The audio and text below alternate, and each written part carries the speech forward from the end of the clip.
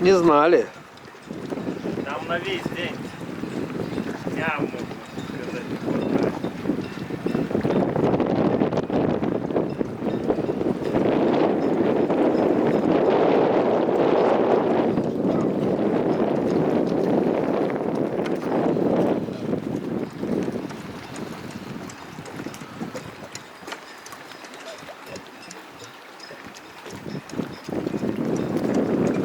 Да, значит раздувает ветерок.